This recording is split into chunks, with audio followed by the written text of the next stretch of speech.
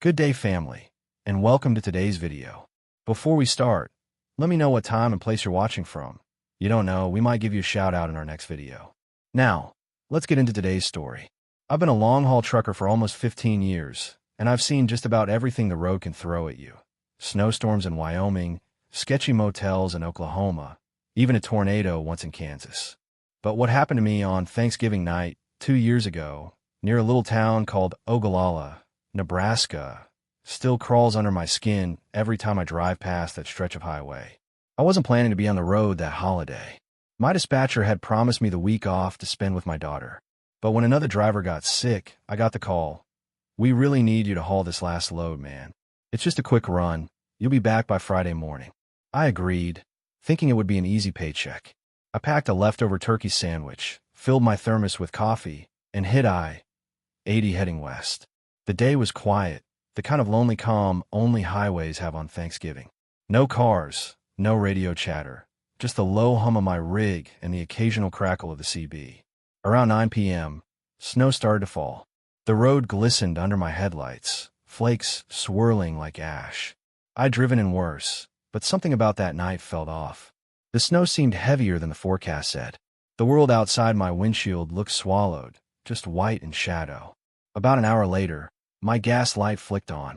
I knew there was a rest stop about 15 miles up. Mile marker 237, an old pull-off that barely anyone used since they built the new travel plaza further west. I figured I'd stop there to refuel, stretch, maybe nap for a bit. When I pulled in, the lot was empty except for one old pickup truck parked crooked near the restrooms. Its windows were frosted over, no lights on. I remember thinking someone must have abandoned it. I turned off my engine, and suddenly, everything felt too quiet. You don't realize how loud a semi is until it's off. The silence hits you like pressure in your ears. I stepped out, my boots crunching against the frozen gravel. The air smelled faintly like gasoline and something else, something metallic, maybe rust. The only light came from a single buzzing lamp over the restroom doors. I went inside. The men's room was colder than outside. One of the fluorescent tubes blinked, leaving the room pulsing between light and dark. My footsteps echoed, and I noticed the far stall door was shut. I didn't think much of it, but the faint smell of iron seemed stronger there, like blood, only older. I used the urinal quickly, washed my hands, and, as I was drying them, I heard it, a soft creak. That far stall door had moved, just a little. I froze. "Hey," I said, my voice sounding smaller than I meant it to. No answer. The creak came again, just a slow shift of metal hinges. I told myself it was the draft, maybe the doors settling. But then, underneath that faint buzz of light, I heard something else. Breathing. Slow, uneven breathing coming from inside the stall. I backed up, my heart thudding. "Look, man, if you're in there, I didn't mean to bother you." Nothing. Then a whisper, hoarse and low. "You shouldn't be here." That's all it said. I bolted. I didn't even look back. I got to my truck, slammed the door, locked it, and started the engine. The snow had picked up, and I could barely see 10 feet ahead, but I didn't care. I just wanted out. I got back on the highway, adrenaline shaking my hands on the wheel. For the next 20 miles, I kept checking my mirrors, half expecting to see headlights behind me, but the road stayed empty. Finally, I stopped at a Love's Travel stop closer to North Platte. There were other drivers there, people I parked, still trying to calm down. Inside, I told another trucker, a guy named Ray, what happened. He looked at me funny and said, "Mile marker 237? Man, that place burned down years ago." I thought he was messing with me, but he wasn't. He pulled up an old article on his phone. Local rest stop shuts down after Thanksgiving incident. 3 dead. The story said that on Thanksgiving night, 4 years earlier, a man had attacked travelers at that same rest stop.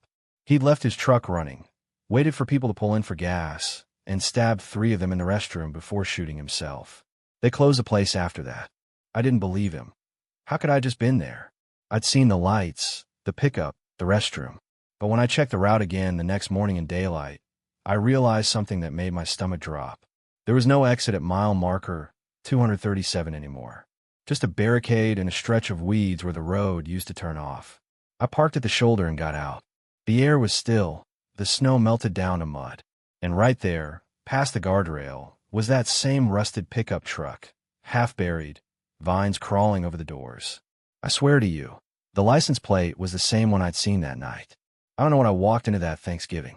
Maybe my mind was playing tricks from lack of sleep. Maybe I took a wrong turn and ended up somewhere I shouldn't have.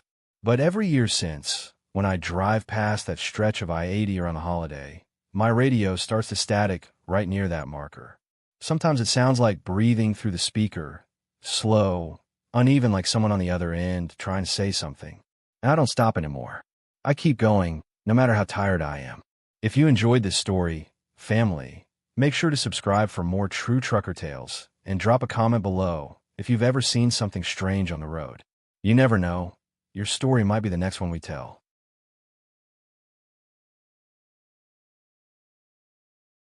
I don't tell this story often because it sounds crazy, and when truckers start talking about voices or ghosts on the CB, people assume we've been driving too long or sleeping too little. But what I heard on Thanksgiving night 3 years back still makes me turn the volume down every time I pass through Amarillo, Texas. It started like any other holiday run, quiet, lonely, with the smell of diesel and cold turkey sandwiches filling the cab. I'd left Tulsa that afternoon, hauling refrigerated goods to a distribution center outside Albuquerque. It was a straight shot, about 8 hours, mostly flat road. As I rolled west on I-40, the sun dropped fast. The sky turned that bruised purple, and the air felt heavy, like a storm wanted to form but never quite could. The traffic thinned out until it was just me, the hum of the tires, and the occasional lonely voice on Channel 19, the trucker frequency. Breaker 19, anybody out there? Someone said around 9 p.m. It wasn't unusual, so I keyed up. Copy that. This is eastbound rig out of Tulsa. You got me. The guy chuckled softly, a weird rasping kind of laugh. Yeah, I got you. Where you headed, driver? Albuquerque, I said, trying to make it there before the turkey coma hits me. Silence. Then the voice came back, slower this time. You might not make it that far tonight. I frowned. What's that supposed to mean? Nothing. Just static. I figured it was a prank, some bored driver messing with me. Happens more than you'd think. I switched the channel and let it go. But about 20 minutes later, the same voice broke through again, even though I'd changed frequencies. Breaker 19, eastbound rig from Tulsa. You still rolling? That made me sit up straight. Nobody should have been able to follow me like that. Who is this? I asked. A pause, then, name's Earl. Been trying to get back home for Thanksgiving. I could hear a faint wind through his mic, like he was driving with a window cracked open. I said, well, Earl, looks like we're both on the road instead of at the table. Where you at? Just up ahead, he said, his voice breaking in and out. You'll see my rig soon. That sent a chill up my spine. The road ahead of me was empty, nothing but darkness and the white reflection of my headlights on the lane markers. Can't see anyone out there, buddy, I said. You sure you're on I-40? He chuckled again, that same raspy sound. Oh, I've been on this stretch a long time. Then he said something I'll never forget. Watch the mile marker with the broken sign. That's where I left it. Static swallowed his words after that. I slowed down, scanning the road for anything strange. 10 minutes later, sure enough, I passed a mile marker, 223. Its top snapped clean in half like someone had rammed it years ago. And right past it sat a rusted Peterbilt on the shoulder. No lights, no hazards, just sitting there like a shadow. As I passed, my CB crackled again. Don't forget to wave, driver. I swear my skin went cold. I glanced in the mirror, and the cab lights of that old Peterbilt flickered on for half a second. I floored it. My heart was pounding so hard I thought it might shake the steering wheel. About 30 miles later, I pulled into a truck stop near Tucumcari. There were other drivers there, laughter spilling out of the diner, the smell of fried food and coffee thick in the air. Safe. Normal. Inside, I sat next to an older driver with a silver beard and told him about the voice. He stopped chewing halfway through his bite of mashed potatoes. What mile marker, you say? 223. He nodded slowly. That old Peterbilt's been sitting there since the late 80s. Belonged to a guy named Earl Hopkins. They found him dead inside the cab on Thanksgiving morning. Carbon monoxide leak.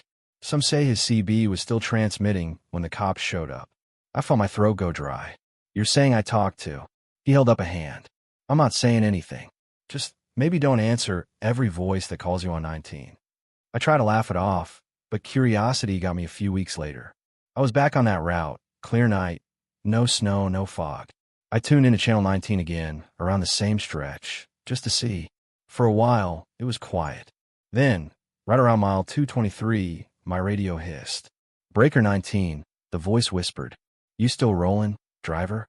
I didn't answer, but the voice came again, softer this time. "Made it home yet?" I reached over and shut the radio off, and I haven't used my CB since. Sometimes, though, when I'm hauling through Texas late at night, I can still hear faint static through the speakers even when the radio's unplugged, like it's remembering. And every Thanksgiving, right around 9 p.m., the silence in the cab feels heavier. I find myself glancing at the dash, half expecting to hear that same broken laugh. If you ever find yourself rolling west out of Amarillo and your CB starts picking up a lonely voice asking where you're headed, don't answer. Just keep driving.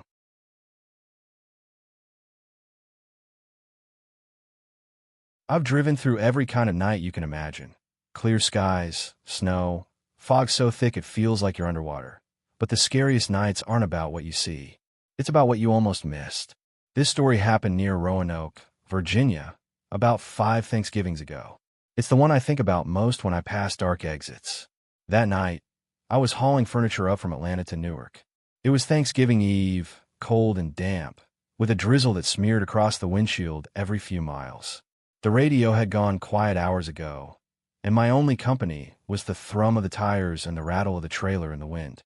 I planned to stop at a pilot-off exit 14, just outside Roanoke, for a few hours of rest before pushing on. I was tired, running mostly on caffeine and jerky. I kept telling myself, just a little farther, then you can sleep. About a mile from the exit, I saw her, a woman standing on the shoulder. She was waving both arms, like she was trying to flag someone down. My high beams caught her just long enough for me to see she was wearing a light jacket and jeans, way too thin for that kind of weather. I slowed, flicked on my hazards, and pulled over a few yards ahead. When she reached the passenger door, she looked frozen and scared. "Thank you," she said, her breath fogging in the cold. "My car broke down. Please, I just need a ride to the next station." I hesitated. I've picked up people before, but never at night and never on Thanksgiving Eve. Something in her voice, desperate, shaking, made me nod anyway. "Hop in," I said, unlocking the door. She climbed up, rubbing her hands together. She looked about 30, maybe a little older. Her name, she said, was Lydia. She'd been driving to see her sister in Harrisonburg when her car died. "Lucky you came by," she said, trying to smile. Nobody else stopped. I told her it wasn't luck, just timing. But truthfully, I've been seconds from missing her completely. We talked a little as I pulled back onto the highway. She asked the usual questions, how long I've been driving, if I had family waiting. When I asked about hers, she looked out the window and said softly, "Not anymore." I didn't push it. After a few miles, she started shivering. I reached behind the seat and handed her a spare blanket. She smiled faintly. "Thank you," she whispered. "You remind me of my dad." Something in her tone made my chest tighten. We drove another 10 minutes before I noticed the gas station lights up ahead. I pointed at it. "That's the pilot I was heading to. I'll drop you off there. You can call for help." She nodded. "That's perfect." I pulled into the lot and parked under one of the big lamps. When I turned to her side to tell her we'd arrived, the seat was empty. The blanket was folded neatly in her lap, untouched. I froze. My cab light flickered on its own, and my stomach dropped. I opened the passenger door. No one. The lot was empty, the drizzle falling steady in the glow of the lights. I climbed down, half expecting to see her running toward the station, but there was nothing but tire tracks and wet pavement. I walked inside, my heart still racing, and asked the cashier if he'd seen a woman come through. Short brown hair, denim jacket, looked cold. He gave me a puzzled look. "Buddy, you're the first person I've seen in over an hour." I went back to my truck and sat there, staring at that folded blanket. My hand was shaking. The passenger door was still locked from the inside. For the rest of the night, I couldn't sleep. I kept replaying her words. "You remind me of my dad." The next morning, when the sun came up, I decided to check where I'd picked her up. I drove back toward exit 14, found the same stretch of shoulder, and pulled over. There in the daylight, I saw the skid marks of a car that had gone off the road, faded but still visible. They led down a small embankment, ending in a cluster of trees. I climbed down to take a look. Half hidden under leaves and vines was a rusted sedan. Its windows were broken, the metal eaten by time. A tow sticker on the windshield said it had been recovered 8 years ago. I stepped closer and saw what looked like a small cross stuck in the ground nearby, weathered and crooked. Someone had written in marker, "Lydia, 1989 to 2017. My stomach turned to ice. I backed up slowly, climbed into my truck, and drove away without looking back. That was 5 years ago. I've never picked up another hitchhiker. Not because I don't want to help, but because sometimes I still feel that cold air in the cab, like someone's sitting there again, quietly watching the road. And every Thanksgiving Eve, around the same time, I glance at my passenger seat and swear I catch the faintest whiff of lavender perfume. If you've ever had a strange experience on the road, something that just didn't make sense, leave in the comments, family. Maybe your story will be the next one we share. And if you haven't yet, make sure to subscribe. We've got more true trucker tales coming that you won't want to miss.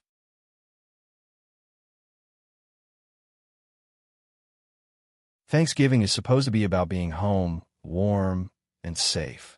But for truckers, home is wherever the rig's parked, and safety depends on where you stop. This story happened in Cheyenne, Wyoming, 3 Thanksgivings ago. It's the reason I don't eat at roadside diners anymore after dark.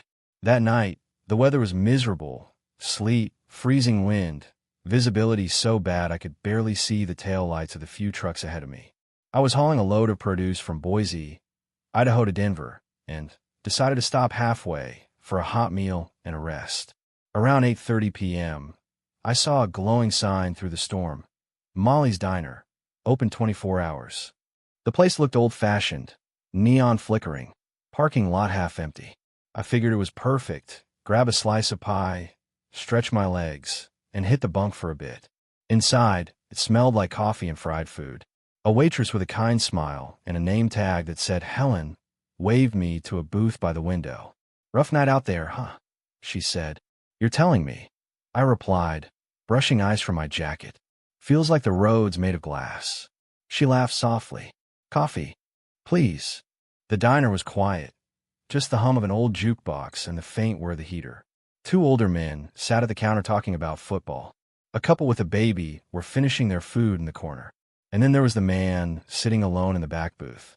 I hadn't noticed him at first. He was facing away, wearing a heavy coat and a ball cap pulled low. He wasn't eating, just sitting there with his hands folded on the table, staring at the window like he was waiting for something. Helen poured my coffee and asked what I wanted to eat. I ordered turkey and mashed potatoes, felt right for the night. She smiled and went to the kitchen. That's when a man in the back stood up. He walked to the counter, slow, deliberate. His boots squeaked against the tile. He leaned close to Helen, whispered something I couldn't hear, and handed her what looked like a folded napkin. Then he turned and left, not looking at anyone. Helen froze. She stood there staring at whatever he'd given her for a long second before slipping it into her apron pocket and hurrying into the kitchen. Something about her face, pale, tense, made the air feel heavy. The other customers didn't seem to notice, but I couldn't shake the feeling that something was wrong. My food came a few minutes later, but Helen didn't bring it. Some kid from the kitchen did. I asked where she went. He shrugged, said she had to make a call. About 10 minutes later, red and blue lights flashed outside. A sheriff's cruiser pulled up, and 2 deputies came in. They went straight to the kitchen. The older man at the counter asked, "Everything all right?" One deputy said, "Just routine, sir." They were there maybe 5 minutes. When they left, Helen came back out. Her hands were shaking as she poured more coffee for the customers. I asked quietly, "Everything okay, ma'am?" She nodded but didn't meet my eyes. Yeah, it's fine. You just finish your meal, sweetheart." But when she turned, I saw tears in her eyes. After I paid, I headed out of my truck. The storm had eased, but the parking lot was slick with ice. As I climbed into the cab, one of the deputies knocked on my door. "Evening," he said. "Mind if I ask if you saw a man in a dark coat and cap come through here?" I nodded. "Yeah, about half an hour ago. Didn't eat, just left something with the waitress." The deputy sighed. "You didn't happen to see what vehicle he got into?" "No," I said. "Why, what's going on?" He hesitated. "We've been trying to track that guy since morning. He's wanted for a double homicide in Casper. Killed a couple who picked him up hitchhiking. We got a call from this diner's cook. said the waitress recognized him from the news. My stomach dropped. The deputy nodded toward the diner. That note he handed her. He wrote, "Sorry you had to see me again." Then he left. I didn't sleep that night. I just kept driving toward Denver, the wipers squealing against the glass. Every car that came up behind me, I'd tense up. Every stoplight felt too long. When I finally parked at a rest area near Fort Collins, I called home and told my wife I loved her, just because. A few days later, I read online that they found the guy. He'd been hiding out in an abandoned motel 20 miles from Molly's diner. When police closed in, he shot himself. Inside his coat pocket, they found photos of people eating alone at diners, mostly truckers. None of them were dated, but one picture stood out. It was me, sitting in that booth by the window. I don't stop at diners anymore. Not because I'm scared of bad food or coffee, but because you never really know who's sitting in the back, watching. And every Thanksgiving since, I make my own meal in the cab. Windows locked. Engine running. Lights on. Just in case. I used to think I'd seen every weird thing a highway could show you. Drunk drivers, freak weather, strange animals darting across the road. But what happened one Thanksgiving night on Route 191 in Utah made me realize some things out there don't have explanations. It was Thanksgiving night, about 4 years ago. I'd finished delivering a load of construction equipment to Moab, and my plan was to park overnight, get some rest, and head south to Flagstaff in the morning. But dispatch called late. They needed a pickup from quarry a few hours away before dawn. Double pay. I couldn't say no. So I fueled up, grabbed a coffee, and hit the road again around 10 p.m. Route 191 is long and empty at night. Just desert, brush, and dark mesas that look like shadows stacked against the stars. It's the kind of road where you can drive for miles without seeing another soul. About an hour in, I noticed a strange glow in the distance. At first, I thought it was another truck cresting a hill, headlights cutting through the darkness, but the light wasn't moving toward me. It was hovering, steady and pale blue, like a lantern suspended in midair. I figured maybe it was a tower light or some kind of construction rig. But when I got closer, I realized it wasn't near the ground at all. It was above the road. I slowed to about 40, squinting through the windshield. That's when my CB crackled to life. "Driver, you seeing that too?" A voice said. It startled me. "Yeah," I answered. "You on 191? "Sure am," the voice said. "Name's Trent. Been following that light for 10 miles. It keeps pace with me, no matter how fast I go." I checked my mirrors. Nothing but darkness behind me. I said, "Maybe it's a drone or something." He laughed nervously. "If that's a drone, it's the biggest one I've ever seen." I looked up again. The light had changed, split into 3 smaller ones, moving in a slow triangle above the desert. My radio hissed with static, and my headlights flickered. "Trent, you still there?" I asked. No reply, just that faint hiss. The lights shifted lower, and for a moment I thought they were going to touch the road. My chest tightened. The cab felt like it was vibrating, like something was pulling at the air itself. I eased off the accelerator, coasting to the shoulder. The moment my truck stopped, the lights froze in place, perfectly still, and then they blinked out, all 3 at once. Silence. I sat there, heart pounding, listening to the wind scrape against the mirrors. Then, faint through the CB, I heard a whisper, "Don't follow the lights." It was Trent's voice, but it sounded distant, distorted, like it was underwater. I grabbed the mic. "Trent, where are you?" No answer. I waited a few minutes, then slowly started rolling again. The lights didn't return. The desert was pitch black, the stars sharp and clear again. I convinced myself maybe it was some military test. Utah's full of that kind of thing. But about 20 miles later, I saw something that made my blood run cold. On the right side of the road, parked halfway into the sand, was a white Peterbilt. Engine off. No lights. As I passed, I saw the name Trent L. stenciled faintly on the door. The cab was empty. I pulled over about 50 yards ahead and got out. The cold hit me like a slap. Dry, silent, endless. I called out, "Hey, Trent." No reply. I shined my flashlight through the window. The cab looked normal, except for one thing. The CB mic was still hanging from its hook, speaker crackling faintly with static. And on the seat was a half-empty cup of coffee, still warm. I backed away, climbed into my own truck, and left. I didn't stop again until I reached Flagstaff. The next morning, I called State Patrol. They sent a unit out. Later that day, one of the officers called me back. "Sir," he said, "we found the truck where you said. Registration's real, but the driver's been missing for over a year. Family filed a report last Thanksgiving. Same route, same mile marker." I didn't know what to say. I just sat there, staring at the phone until it went silent. That was 4 years ago, and I still take that route sometimes. Every time I do, I keep my eyes straight ahead. Never up, never to the side. Because once, about a year after it happened, I forgot and looked toward the desert while passing the same stretch. 3 pale lights blinked on in the distance, just for a moment, then vanished again. And faintly, through my CB, I thought I heard that same broken whisper. "Don't follow the lights."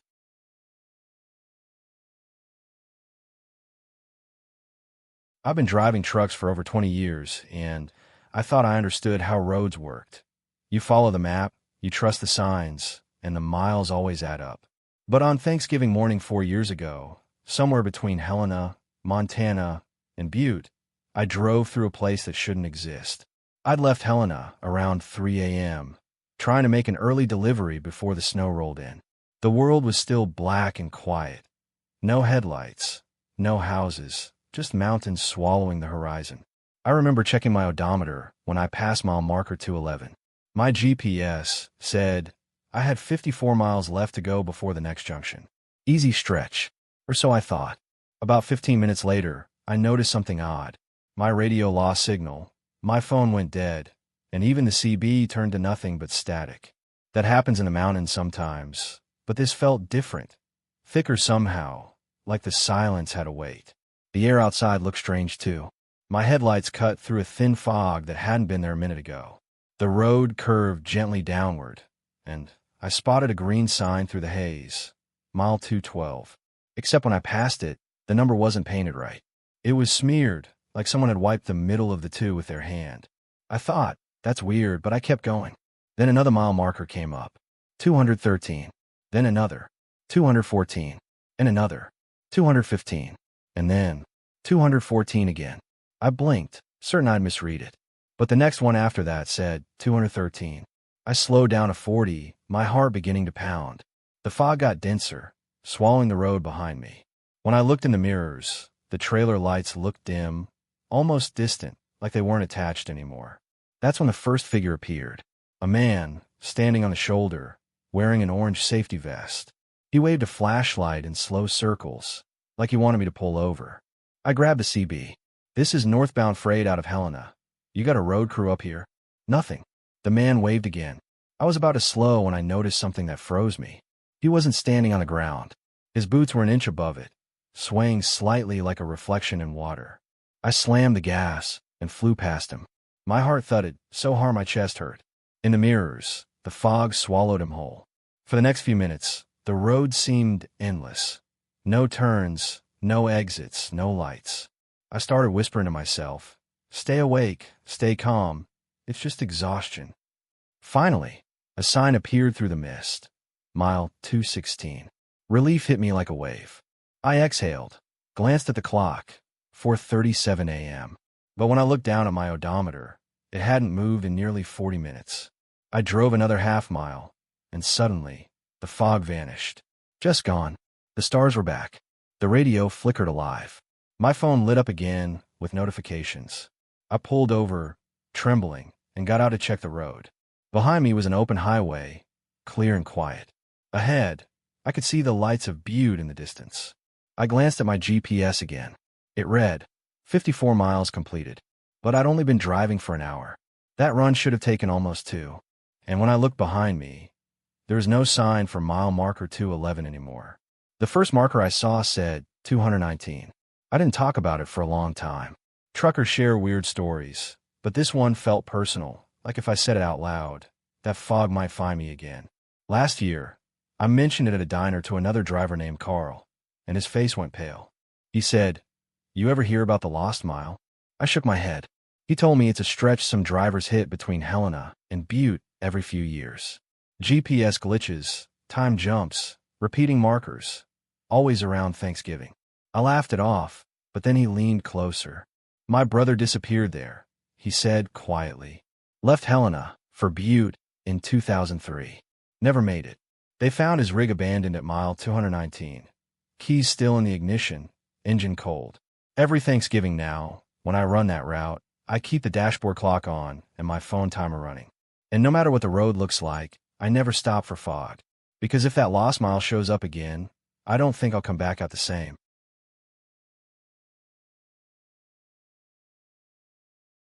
They say the road can make you lonely, but it can also make you careless.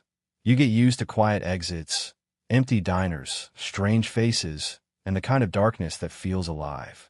I've been a trucker most of my life, but what happened one Thanksgiving weekend on Highway 50 in Nevada still makes my hand shake every time I see a cardboard box left on the shoulder. It started like any other late run. I've been hired to haul a small refrigerated load from Reno to a warehouse outside Salt Lake City. Mostly packaged meats, nothing out of the ordinary. It was supposed to be an easy overnight trip. The dispatcher asked me to pick it up from a temporary supplier, a small place just off a frontage road near Fallon, Nevada. I didn't think twice. Independent suppliers are common, especially around the holidays when big companies subcontract to meet demand. The pickup was scheduled for 10 p.m. Thanksgiving night. I rolled in a few minutes early. The building was an old warehouse with a single light above the loading dock. No company logo, just a white van parked nearby. When I honked, a man came out wearing a thick jacket and gloves. "You the driver for account 2119?" he asked. "That's me," I said, handing him my paperwork. He looked at it quickly and nodded. "Good. You'll be taking one crate. Keep it cold. There's dry ice inside already. Drop-offs in Salt Lake. Address is on the form." He rolled out a single, waist-high wooden crate wrapped in plastic. The sides were marked perishable and handled with care. I helped him load it into the trailer, signed a manifest, and that was that. The whole exchange took less than 5 minutes. But something about the guy bothered me. He avoided eye contact and never stepped fully into the light. When I asked what was inside, he said, "Just product. Nothing you need to worry about." His tone was polite, but final. I shrugged it off and hit the road. By midnight, I was deep into Highway 50, the loneliest road in America. If you've never driven it, imagine miles of nothing but desert, rocks, and black sky. No radio stations, no houses, just the hum of tires on asphalt. The weather was calm, the moon bright enough to silver the mountains. I should have been relaxed, but the longer I drove, the more I started hearing it, a faint thumping from inside the trailer. At first I thought it was the suspension or a loose strap, but it kept coming, soft, rhythmic, like something shifting against the floor. I turned down the radio, listening. Thump, thump, thump. I checked the temperature gauge. The refrigeration unit was holding steady at 38 degrees. I told myself it was just a dry ice settling or maybe air pressure, but the noise didn't sound mechanical. It sounded alive. I tried to ignore it, but curiosity got the better of me around Eureka. I pulled into an empty rest area, parked under the only working light, and got out. The desert air was bone cold and silent. I unlocked the trailer door and lifted it slowly. Cold fog from the dry ice drifted out. My flashlight beam cut through it, catching the edge of the crate. For a moment, everything was still. Then the thumping started again, from inside the crate. I froze. I crouched beside it, pressed my ear against the wood. There was movement inside, a faint scraping, like something shifting and hitting the boards. "Hello," I whispered before I could stop myself. Something tapped back. Once, twice, then silence. Every instinct in me screamed to open it, but I couldn't. The invoice said perishable product. If I tampered with the load, I'd lose the job and maybe face a fine. So I shut the trailer door, locked it tight, and climbed back into the cab. The rest of the drive, I couldn't shake the feeling that whatever was in there knew I was listening. Every few minutes came another faint thump, softer now, slower. I reached the delivery address just after dawn. It wasn't a warehouse. It was an abandoned gas station about 20 miles outside Salt Lake. The building's windows were boarded, and weeds pushed up through cracks in the lot. A white van sat parked near the back, same make and color as the one I'd seen at pickup. My stomach twisted. I called dispatch, but the line rang out. No answer. I checked the bill of lading again. Everything matched. Same order number. Same drop location. Then my phone buzzed with a text from an unknown number. "Stay in your cab. They'll unload it." My heart thudded. I scanned the lot. Nobody in sight. A minute later, two men stepped out from behind the building, both wearing gloves and dark coats. One waved for me to open the trailer. I climbed out slowly. "You guys with the receiver?" They didn't answer. One of them just said, "Open it." Something in his voice, flat, commanding, made me obey. I unlatched the trailer door and stepped back as they climbed in. They lifted the crate easily between them, even though it should have weighed over 200 pounds. Then they set it down beside the van. That's when I heard it again. A soft thump. One of the men smacked the top of the crate and said, "Quiet." Then he turned to me. "You didn't open it, did you?" My mouth went dry. "No, I just drove it." He studied me for a long second, then nodded. "Good. You can go." I didn't wait. I signed nothing, didn't even shut the trailer. I just climbed back into my cab and pulled away. When I checked the mirrors, they were loading the crate into the van. And then I saw something that made me press harder on the gas. For a split second, as they tilted the crate upright, the plastic wrap slipped. Inside was a small, pale hand pressed against the wood. I drove until I hit a major truck stop near Tooele and parked among a line of rigs. My hand was shaking so hard I could barely dial my phone. I called the highway patrol and told them everything. At first, they thought I was drunk or exhausted, but when I mentioned the abandoned gas station, the officer's tone changed. "Stay put," he said. "We're sending someone." Two troopers arrived an hour later and took my statement. They left to check the location. When they came back, they looked uneasy. "There's no van there now," one said. "No crate either. But we did find tire marks, fresh ones. And something else." He handed me a photo on his phone. It showed a small wooden cross, freshly planted beside the lot. A name was written in marker, Elena M. 2023. I asked if they found out what was in the crate. They wouldn't say. They thanked me for reporting it, told me to stay quiet until they finished investigating, and let me go. I drove home and called dispatch again. The number was disconnected. The account ID, 2119, didn't exist in their system. For weeks, I scoured the news, waiting for some mention of it. Nothing. Not a word about missing shipments or arrests. Then, 3 months later, I got a voicemail from an unknown number. A man's voice said, "Thank you for your cooperation. The shipment was received safely. Do not contact anyone about this matter." And then he hung up. That was 2 years ago. Every Thanksgiving, I still check the roads near Fallon and Salt Lake. Sometimes, around midnight, I'll see a white van parked just off the highway. Lights off, engine idling. And once last year, I got another message. No number this time. Just a text. "Next delivery. Account 2120. You'll know where." I deleted it, changed my number, and switched companies. But every time I pass a small warehouse or see a crate marked perishable, my stomach knots. Because deep down, I know there are things moved on these highways that aren't listed on any manifest. Things that breathe, or cry, or whisper when the road gets quiet.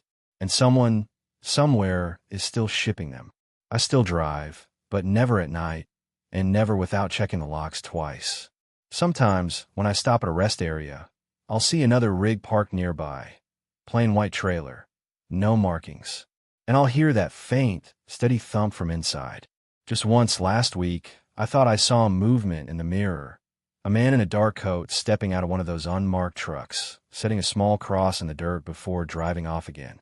I told myself it was just fatigue, but the cross is still there. I saw it in daylight. No name this time. Just a number. 2120. You know, the road has a way of keeping secrets. Every Thanksgiving, while most folks are home around a warm table, there are still drivers out there. Engines humming through the cold, lights cutting through miles of empty dark. Maybe they're chasing a deadline. Maybe they're running from something. Or maybe they just haven't found their way back yet. Some say the highways remember. Every accident, every missing mile, every whisper that rides the radio static. And maybe, just maybe, that's why the night always feels heavier this time of year. So if you're out there tonight, listening from your cab, keep the coffee hot, keep the doors locked. And if you hear a voice on the line that doesn't belong, don't answer. Because out here, some stories never really end. They just keep driving. This has been True Trucker, Thanksgiving Horror Stories. Stay safe, family, and keep your lights on.